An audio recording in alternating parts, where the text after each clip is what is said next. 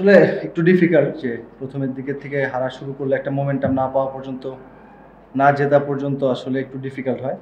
তবে সবাই চেষ্টা করতেছে। ম্যানেজমেন্ট থেকে শুরু করে প্রত্যেকটা ডিপার্টমেন্টেই সবাই প্র্যাকটিসেও চেষ্টা করতেছে জেতার জন্যে। বাট হয়তোবা একটা মোমেন্টাম এখনো আসতেছে না। সেটা আসলে হয়তোবা একটা ম্যাচ জিততে পারলে আমাদের জন্য সেই মোমেন্টামটা আমরা ব্যাক করতে পারবো। না, প্রথম ২-৩ ওভার পরে মনে হয়েছে যে উইকেটটা একটু হয়তোবা স্লো সারফেস আছে।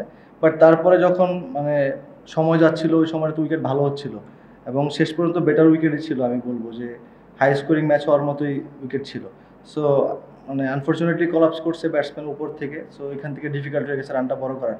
সো এই বিষয়গুলোতে অবশ্যই খেয়াল রাখতে হবে যে যদি আমরা এই জায়গাগুলোতে রান বড় না করতে পারি, অবশ্যই একটা ১১০-১২ রান করে আপনি ডিফেন্ড করতে পারবেন না। তার জার্নির একটা ইফেক্ট তো থাকতেই পারে, বাট আনফিট তো সে ছিল না। জার্নির একটা ইফেক্ট থাকতে পারে, হয়তোবা জেট লেগের একটা ব্যাপার থাকতে পারে সেখানে। সো সেও চেষ্টা করতেছিল। তার ব্যাটে যখন লাগা শুরু হচ্ছিল ওই সময় সে আউট হয়ে গেছে। সে থাকলে হয়তো রানটা একটু বড় হইতো। বাট ওই জায়গাতেই বলবো যে আমাদের ব্যাটিং ওয়াইজ আমরা হয়তো ভালো করতেছি না। আমার কাছে যেটা মনে হয় যে ফ্র্যাঞ্চাইজি ক্রিকেটটা একটা মোমেন্টামের খেলা। সো এখানে যেই টিমগুলো মোমেন্টাম পাওয়া যায় প্রথম থেকেই তাদের জন্য ইজি হয়ে যায়। মোমেন্টাম না পাইলে অনেক কিছু কঠিন মনে হয়। সো আমার এটাই মনে হচ্ছে যে একটু ডিফিকাল্ট মনে হচ্ছে, বাট যদি একটা ম্যাচ জিততে পারি সেটা হয়তো আমরা ওভারকাম করতে পারবো।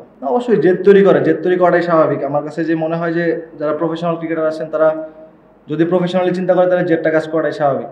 সো ওটাই ওভারকাম করার চেষ্টা করতেছি এবং যখনই সুযোগ আসবে চেষ্টা করবো অবশ্যই ভালো করার, অপরচুনিটিগুলো যেন মিস না হয়। স্পেসিফিক্যালি আসলে কিন্তু আমাদেরকে ওইভাবে কখনোই বলা হয় না যে আসলে কে কোন ফরম্যাটের জন্য। ওইটা হয়তো বা একটা প্লেয়ারের পারফরমেন্সের উপর আস্তে আস্তে সেটা সেট হয়ে যায়। সো ওইভাবে না, আসলে সামনে যে খেলাগুলো আছে সেগুলোর উপরে ফোকাস করার চেষ্টা করব। যে অপরচুনিটিসগুলো আসবে সেগুলো অবশ্যই গ্র্যাব করার চেষ্টা করব। দেখা যাক, আল্লাহ ভরসা। এটা আসলে এটা নিয়ে আমি কি বলতে পারবো, আসলে এটা কোচিং প্যানেল হয়তো বা ভালো বলতে পারবে। সো এটা একটা পার্ট যে ক্যাচ মিস হইতে পারে, বাট এইগুলো মিনিমাইজ করতে পারলে আমার কাছে মনে হয় যে যদি আমরা এই বিষয়গুলো মিনিমাইজ করতে পারি তাহলে ম্যাচ জেতার জন্য আরও বেশি আপনার চান্সেস বেশি থাকবে।